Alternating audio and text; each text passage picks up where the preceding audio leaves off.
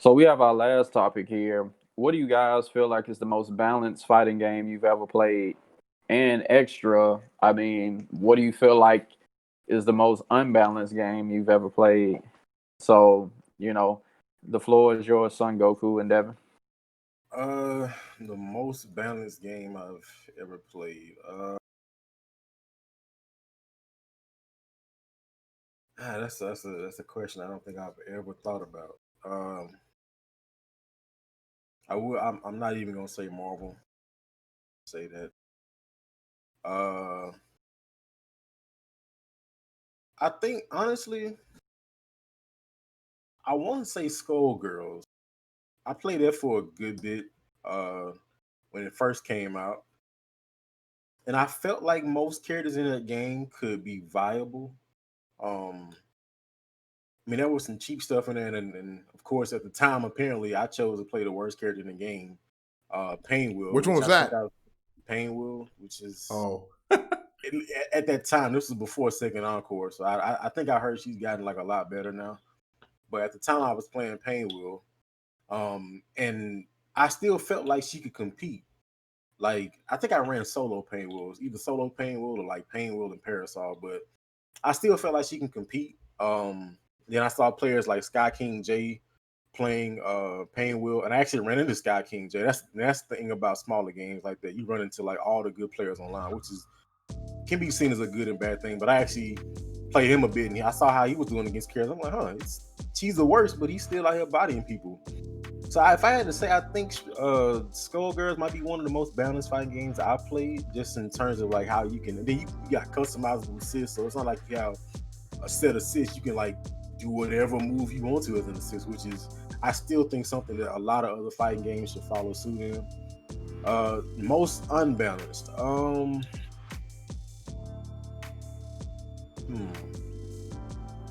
Most unbalanced fighting game I've ever played.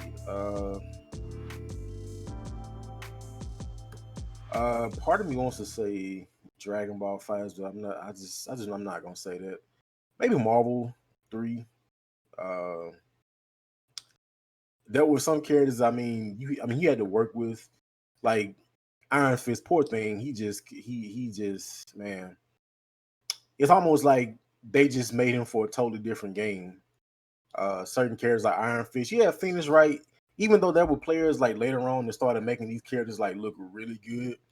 But in comparison to like some of these other characters, man, it's like, bro, what is Iron Fist gonna do against some of these characters? You got to put in the time and the research.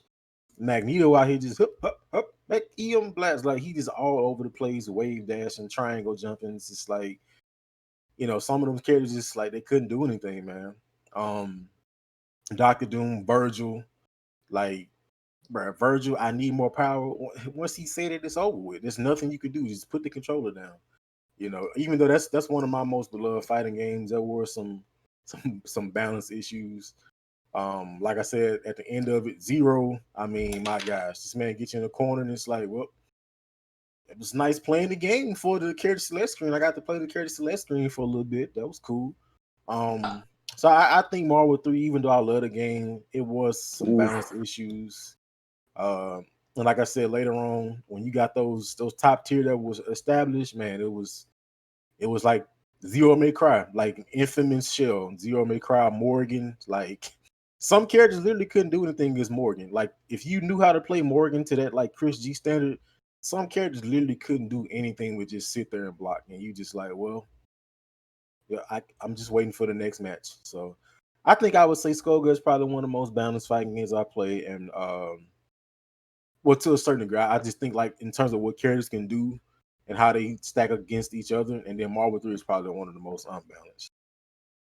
all right. Well, my thing is, first off, I think the most balanced fighting game I've ever played, despite my complaints earlier, would probably be Tekken 7. I think Tekken 7 is a pretty balanced game. It is now. It's like before, like when they were add characters like when they added Leroy, I was just like, bro, what were you thinking, man? What were you thinking? Like from here till the end of time, you're always going to be able to prop up Evo Japan 2020, was it 2019 or 2020? I think it was like that when, what was it, like 6 out of the top 8 was was Leroy, and people were mad that they didn't patch the game before the tournament, but that's what happened, and you ended up with mostly Leroy at the end, and everybody's going to play that character because he was the best character in the game.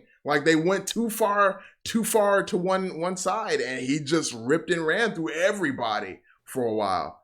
And I mean, he's better now, but I mean, at the time it was just terrible. So, but as far as like the current, like, I think like before and after that, I would say I think Tekken 7 is pretty balanced, despite my complaints. You know, you can, if you're playing like a character that hasn't been taken care of that much, it's not like, you know, well, my life is over, I might as well just drop this character. At least in my opinion, I feel like you don't necessarily have to drop your character in order to make progress. You just gotta start thinking a little bit more abstractly about how you want to play. You know, there are things you used to be able to do that you can't do anymore. Like Miguel Savage down forward 2 doesn't push back as much anymore, so you got to worry about being punished if they block it. You know, like some moves are a little bit faster than they used to be. Some moves are completely unnecessary. They add a new move and stuff like that. You know, you just got to kind of roll with the punches. But in general, I think it's a pretty decently balanced game for the most part. I think the least balanced game, though, I will 100% agree with Devin, Marvel vs. Capcom 3. Was there, especially, like, I mean, I remember when the game came out in vanilla, when Jean Grey, I mean, you'll be... Yeah, Phoenix.